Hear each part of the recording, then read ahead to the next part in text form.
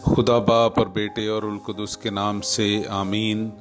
अजीज़ो, आइए हम खुदावंद अपने खुदा का शुक्र करें जिसने हमारे तमाम गुनाहों, गलतियों, ख़ताओं के बावजूद हमारी ज़िंदगी में आज का ये खूबसूरत दिन बख्श दिया है ताकि हमारी नौबत तौबा तक पहुँचे। तो आइए अजीज़ो, हम आज का पाक कलाम सुनने से पहले अपने गुनहगार होने का इकरार करें। हम खुदा के आगे माने कि खुदावंद हम गुनहगार हैं और अपने गुनाहों की सच्ची तौबा करें ताकि पाक कलाम को अच्छे तरीके से पढ़ सकें, सुन सकें और उस पर अमल करने वाले हों। तौबा का अमल। ऐ मेरे खुदा, मैं अपने सारे दिल से पशेमान हूँ कि मैंने तेरी बेहद नेकी और बुजुर्गी के खिलाफ गुनाह किया है।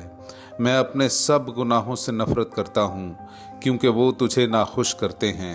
ऐ मेरे खुदा, तू जो सब प्यार के लायक है, और मैं मजबूती से इरादा करता हूँ कि तेरे पाक फजल की मदद से फिर हरगिज़ तुझे नाराज़ ना करूँगा बल्कि गुनाहों की राहों से किनारा करूँगा।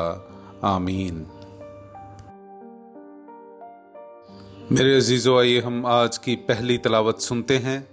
खुरूज की किताब, उसका 23वां बाब 20वीं आयत से लेकर 23वीं आयत तक। देख, मैं तेरे आगे आगे एक फरिश्ता भेजता हूँ जो राह में तेरी हिफाजत करेगा और तुझे उस जगह ले जाएगा जो मैंने तैयार की है। बस तू उसके आगे होशियार रहना और उसकी बात मानना और उससे सरकशी ना करना, क्योंकि वो तुम्हारी खता से दरगुजर ना करेगा, इसलिए कि मेरा नाम उसमें है। पर अगर तू उसकी बात मानेगा और जो कुछ मैं तुझसे कहता हूं वो सब करेगा, तो मैं तेरे दुश्मनों का दुश्मन हूंगा और तेरे तंग करने वालों को तंग करूंगा, क्योंकि मेरा फरिश्ता तेरे आगे आगे चलेगा और तुझे अमूरियों और हित्तियों और फिरिज्जियों और किनानियों और हिव्वियों और यबूसियों के मुल्क में दाखिल करेगा और मैं उन्हें हलाक करूंगा। पाक कलाम का पढ़ा और सुना जाना हम सब के लिए बाइसे बरकत हो। खुदा का शुक्र हो। मेरे अजीज़ों, आइए हम खुदावंद अपने खुदा की हम्दो तारीफ़ करें। मैं आपके सामने पढ़ूंगा ज़बूर नंबर 91, उसकी पहली से छठी और फिर 10वीं आयत से लेकर 11वीं आयत तक।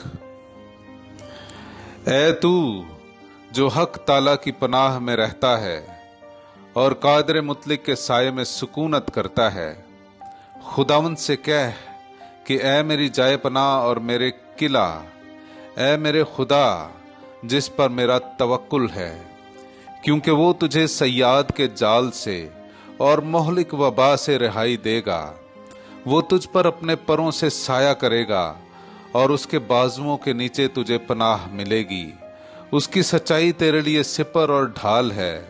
ना रात की हैबत से तुझे डरना पड़ेगा और ना ही दिन को उड़ने वाले तीर ही से, ना उस वबा ही से जो तारीकी में चलती है, और ना उस हलाकत ही से जो नीम रोज के वक्त वीरान करती है। कोई आफत तुझ पर ना आएगी और ना कोई बला ही तेरे खैमे के नजदीक पहुंचेगी, क्योंकि उसने अपने फरिश्तों को तेरी बाबत हुक्म दिया है कि तेरी सब राहों में तेरी हिफाजत करें।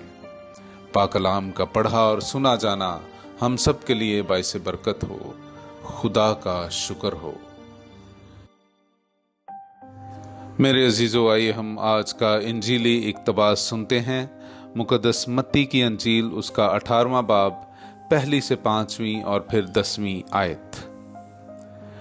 उसी घड़ी शागिर्दों ने यीशु के पास आकर कहा कि आसमान की बादशाही में सबसे बड़ा कौन है?